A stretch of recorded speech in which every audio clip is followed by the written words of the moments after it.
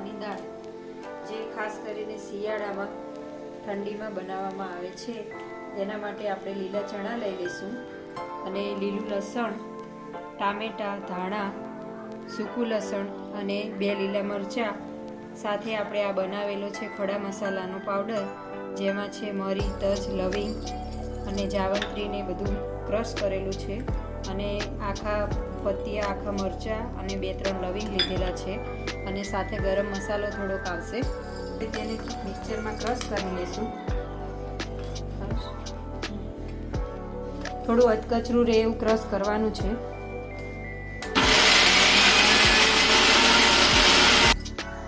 આ આપણે લીલા ચણાને ક્રશ કરી લીધા છે.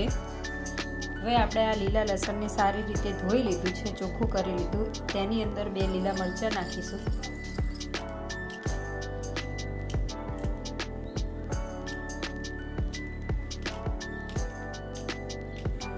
હવે આપણે આને પણ ક્રશ કરી લઈશું.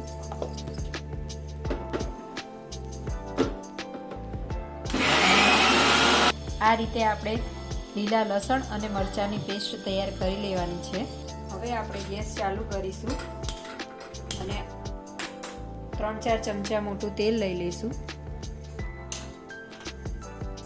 તેલ થોડું ગરમ થાય પછી એની અંદર બધું રાઈ ને એવું નાખીશું. તેની અંદર આપણે રાઈ નાખીશું.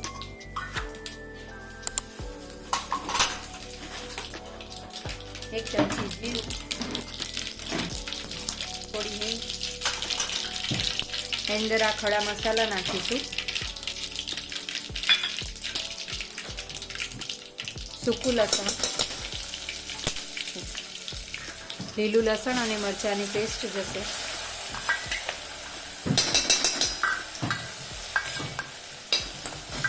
એને થોડી વાર સાંતળવા દઈશું.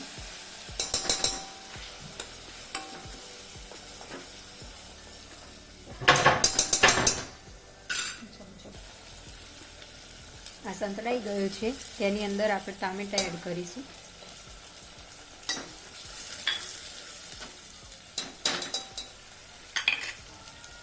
સ્વાદ મુજબ મીઠું નાખીશું. પહેલાં આપણે 1 ચમચી નાખીશું, બાકીનું પછી નાખીશું.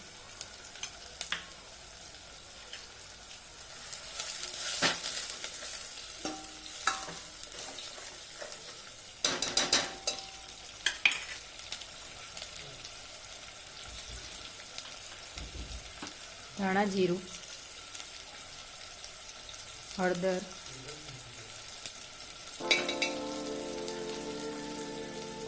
અને લાલ મરચું એડ કરીશું.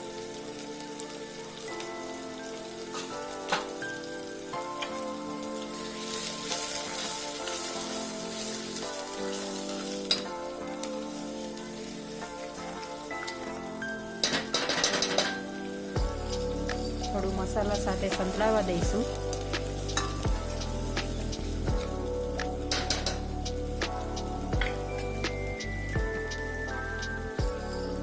હવે તેમાં આપણે ક્રશ કરેલા લીલા ચણા એડ કરીશું.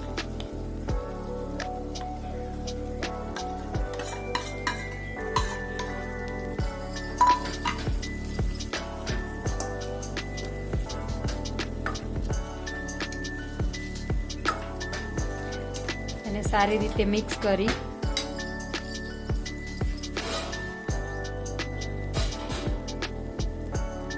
અને એમાં પાણી એડ કરીશું.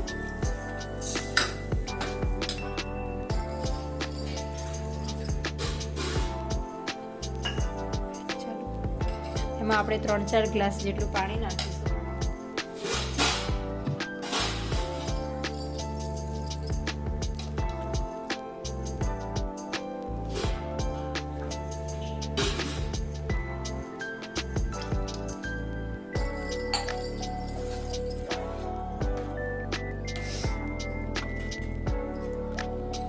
હવે આપણે બાકીનું જે મીઠું બાકી હતું 1-1.5 ચમચી જેટલું નાખીશું.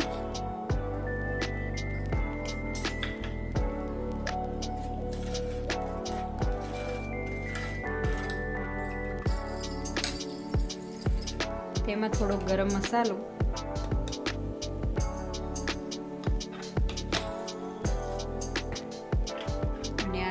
ખડો મસાલો ક્રશ કરેલો છે, લવિંગ, તજ એ બધું નાખીશું. 1 થી 1.5 ચમચી જેટલું નાખીશું.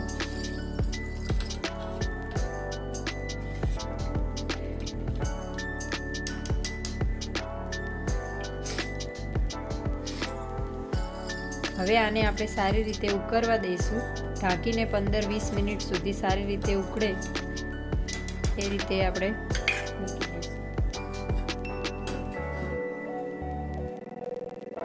તૈયાર છે આપણે લીલા ચણાની દાળ. તેની ઉપર આપણે ધાણા ને એવું નાખી દીધું છે અને બાજરીનો રોટલો, છાશ, ગોળ અને ડુંગળી સાથે આપણે સર્વ કરીશું.